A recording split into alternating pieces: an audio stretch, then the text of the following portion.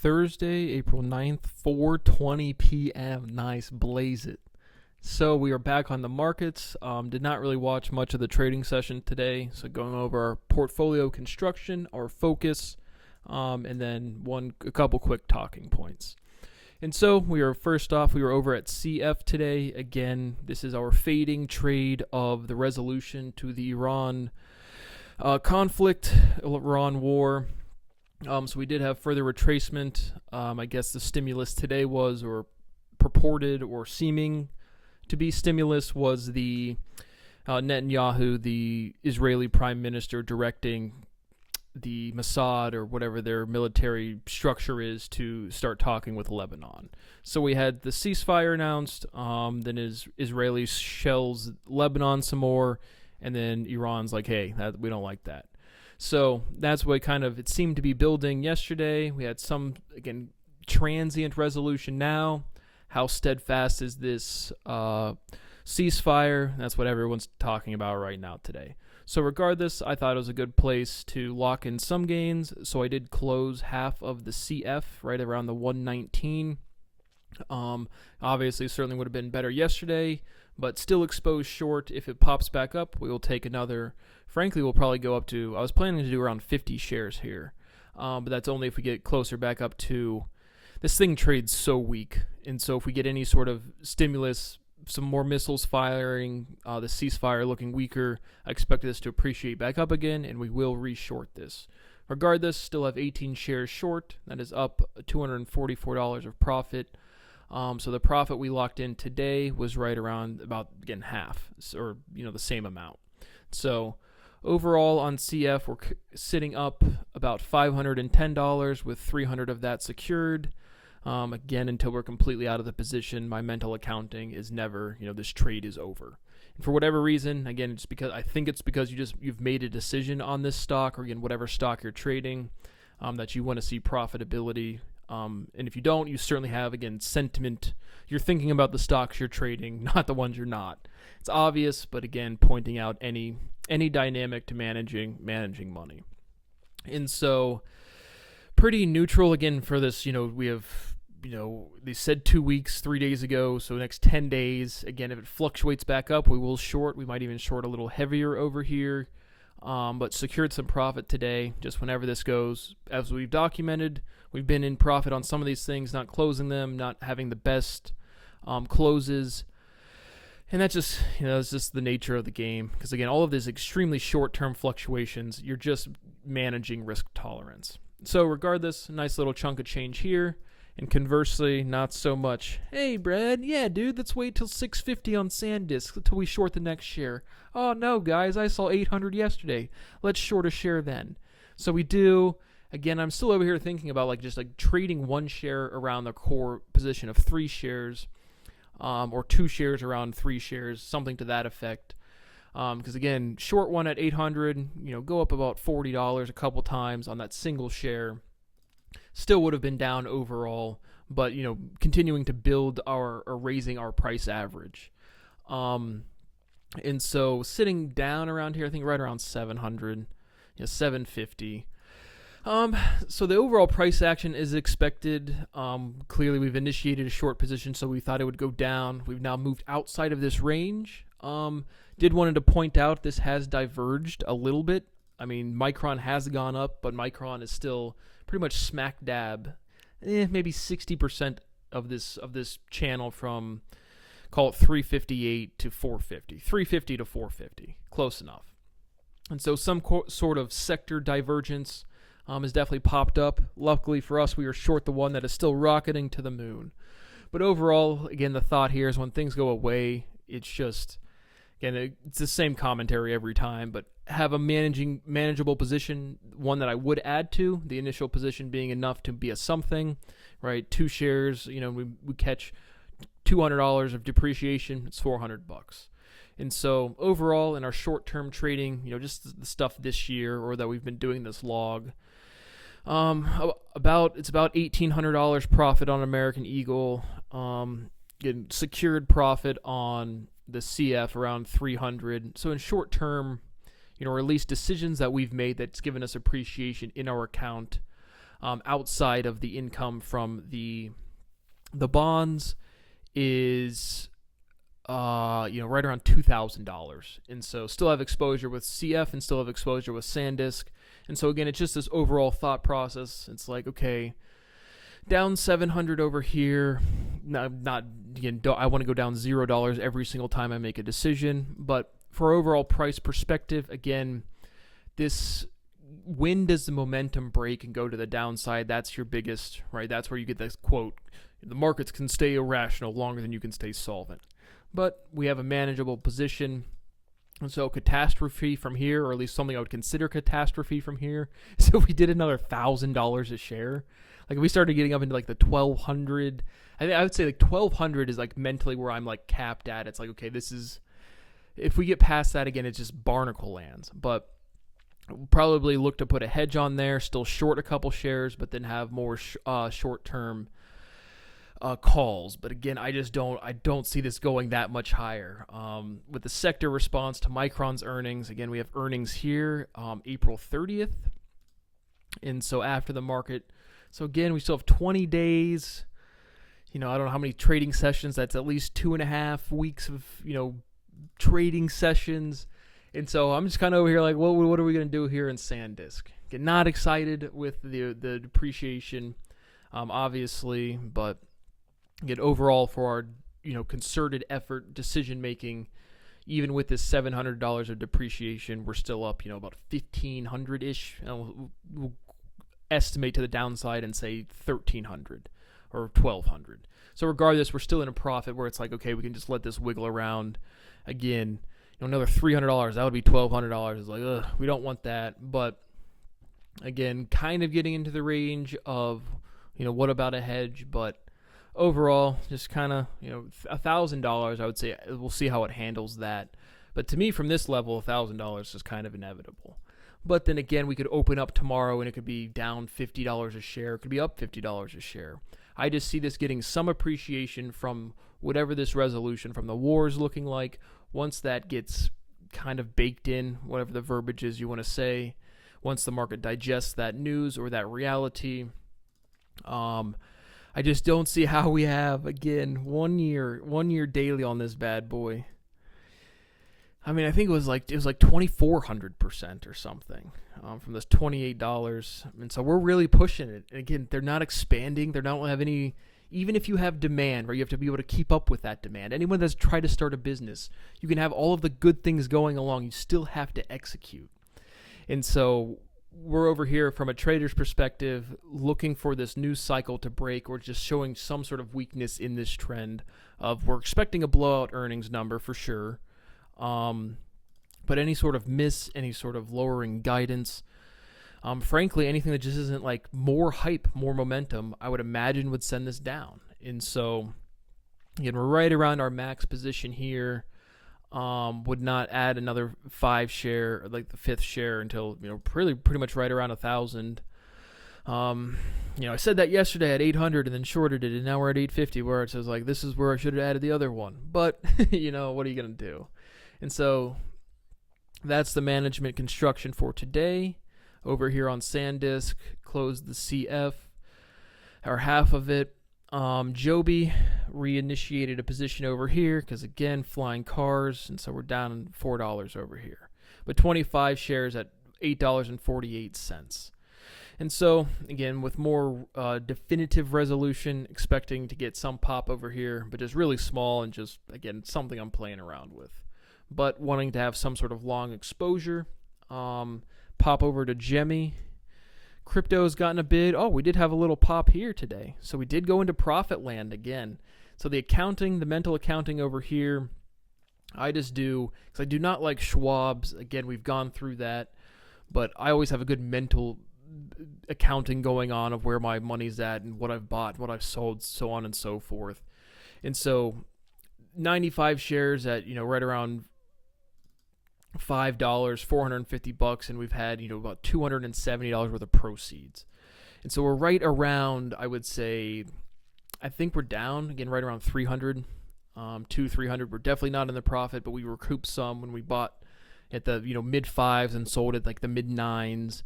And so we did pop above. I didn't even see that today. But we've been getting cryptocurrencies had a little bit of momentum in the news. Or again, I don't want to say momentum, like it's on the headlines. They've been talking about it a little bit, above 70,000. And so some sort of, again, 6 months, 8 months after an IPO, this is kind of like a mini crypto play for me, a little something. But again, just anything sub $10 a share, you can get a nice little position size without a big investment. And so that's just kind of what I'm doing over here. Regardless, that is our portfolio construction with our biggest focus on managing SanDisk. And so we'll just kind of keep an eye on it and update and see where we go from here. Because like the $1,500 again, it's not even enough to like take out of my account, but it's just, again, it'd be like nice to like go on a trip or something, and then it's like you take another position, you go depreciate $700, like sweet. And then regardless, from a sentiment management perspective, whenever you're exposed, it is certainly a headspace that is always there, right? We could wake up tomorrow and SanDisk be at $8,000 and we lose $20,000, and that would be fun. But hopefully not. Regardless, that is our construction. That is what we are watching. That is what we are managing. And so nothing else really to say.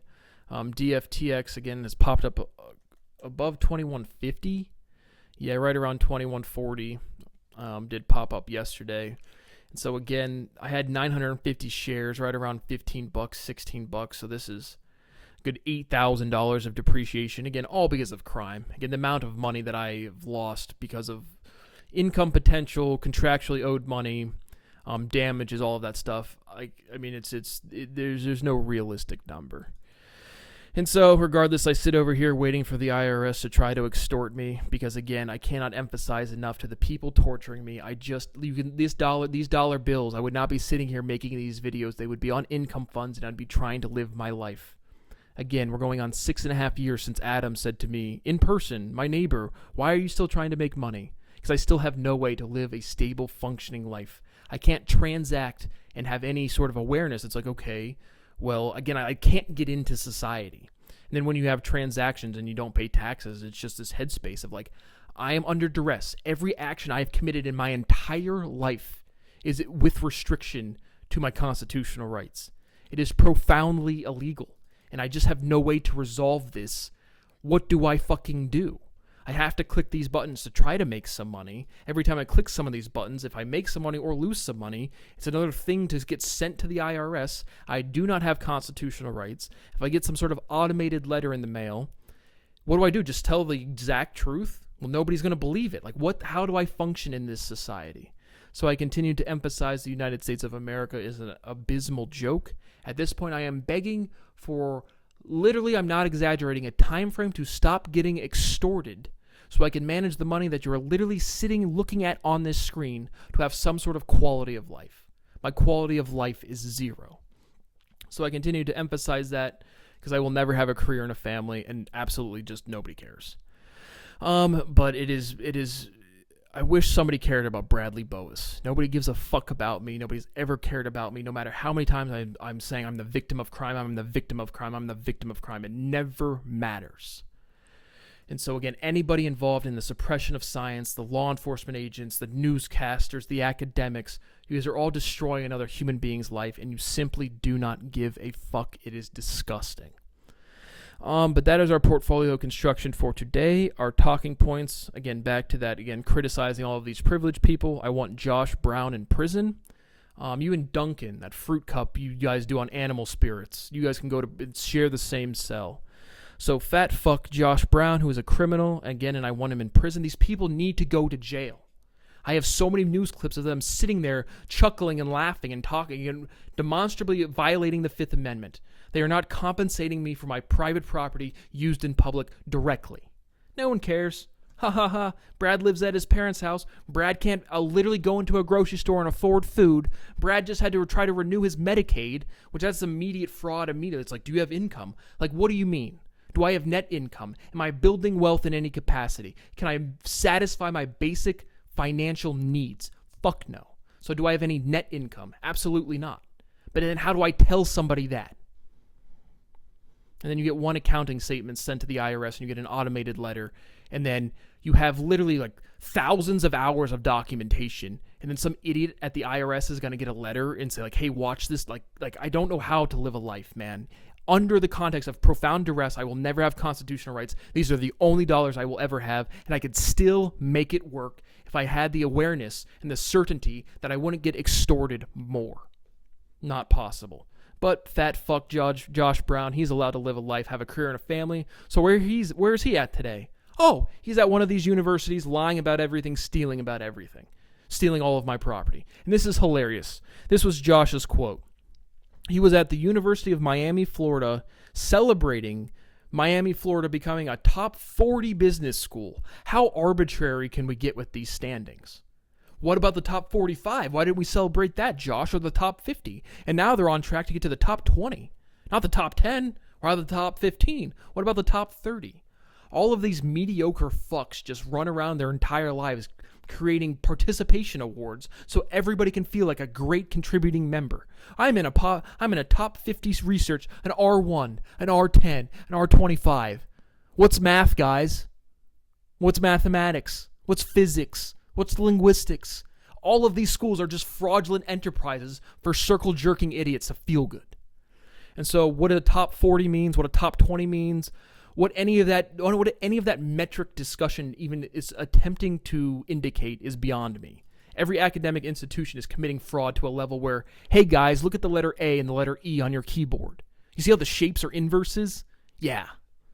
Right? We're at the point where it's like the entire alphabet is a lemma. And I've already proven all of these things. I'm just presenting this new proof as if I haven't done the whole thing again. The only part of any part of this new of sensorality's derivation truly was the completion of ordinality. All of the big linguistic results I remember. But nothing, I mean, there's no more big results to prove. And everyone's just lying. But yep, Josh Brown celebrating University of Florida, Miami being a top 40 school, whatever on earth that could mean. But that's what he's doing today, again, in this world of privilege. So I did want to comment, again, this overall sentiment kind of changing tone a little bit. We'll get back to fat fuck Josh here in a sec. But just anytime we have an up day in the market, all of the hosts, there's this energy where it's just like, oh yeah, dude, the American dream's back, stock market to the moon, rate cuts, yeah, dude, yeah. It's like we have a relief rally from a ceasefire that's like the most haphazard bullshit ever. Like nobody really knows what's going on. But what was I gonna say? What else was I saying? But just this overall, anytime there's an update, it's like the American dream and bald eagles are just screeching in the background for every guest, for every host, and it's just like, I don't know. I know I say it every episode a ton of times, but it's this like. So why do you say that, Brad? Is it bad? Is it a bad trade? It's just like kids getting excited for Santa Claus on Christmas as opposed to like celebrating time with your family. It's like you're missing like what the point is. The analogy for trading is it's like things are going to move.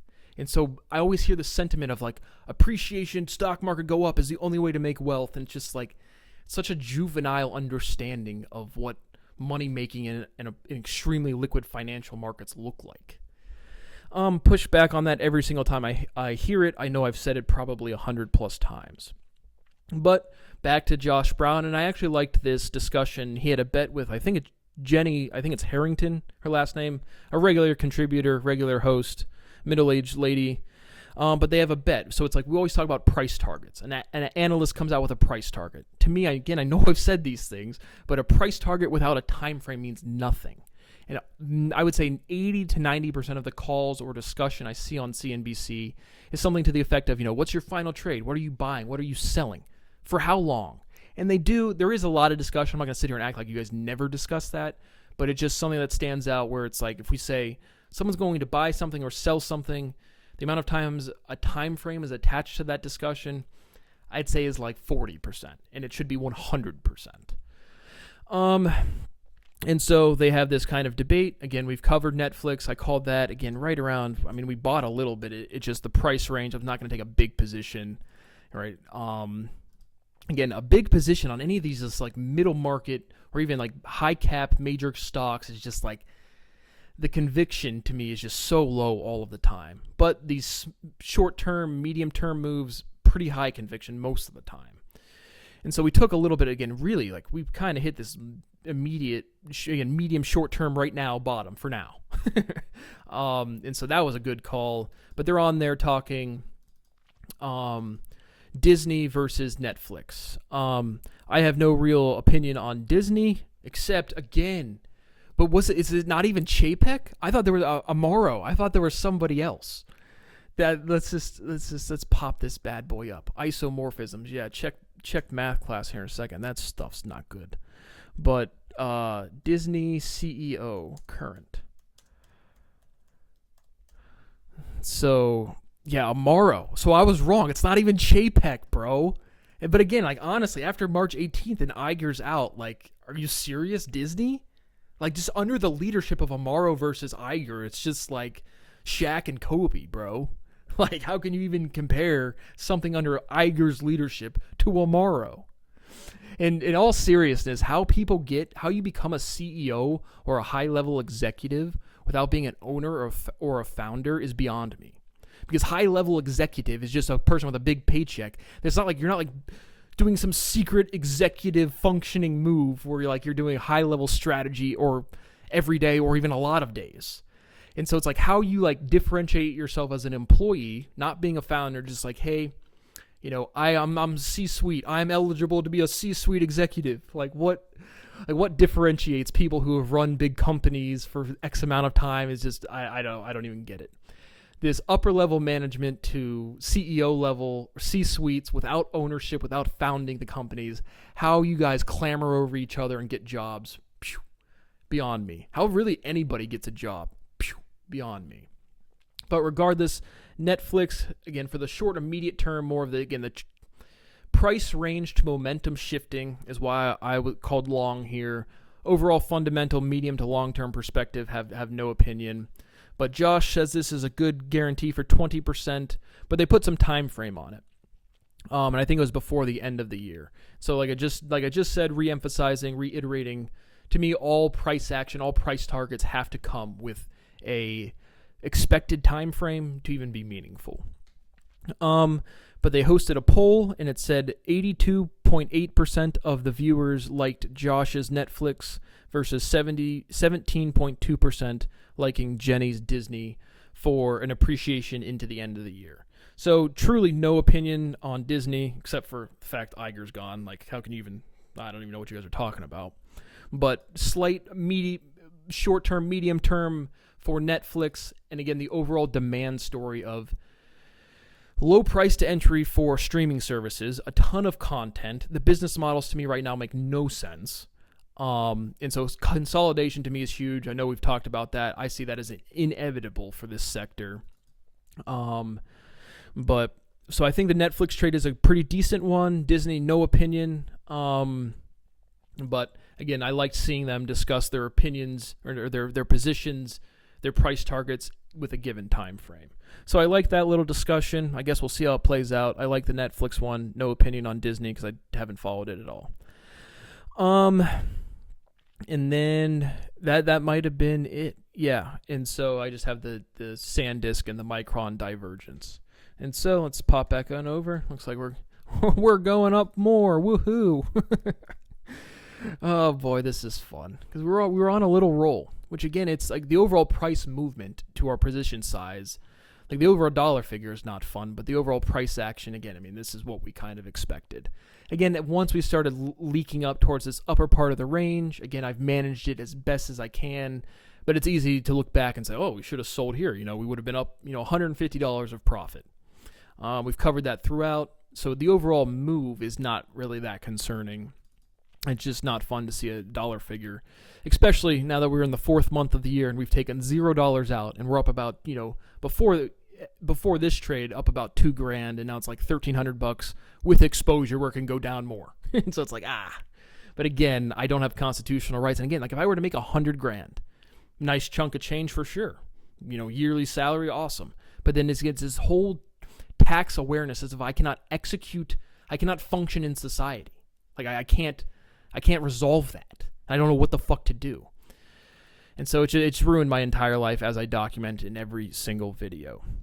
But regardless, again, I didn't watch much of the trading session at all. We're just kind of in this relief rally. I see the ceasefire is meh.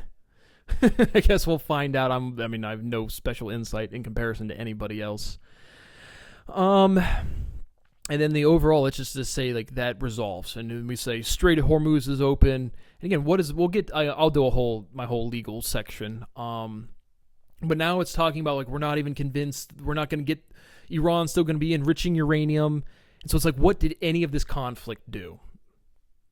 Again, of course, there's just a red team and people saying, well, I like Donald Trump. And again, coming from somebody that is more fiscally conservative than you, that is more supportive of freedom than you. If you're on the blue team, I'm more supportive of human rights. I'm more understanding of biological function than anybody else. And law pairs to biological function, whether you understand that or not.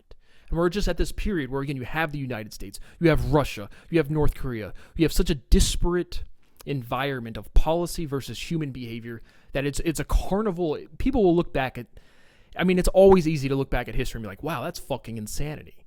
But this is fucking insanity. And so, because human beings are human beings, the overall behavioral patterns are not going to be different depending on what country you're from. Be super, super minor, again, in total, all economic activity considered.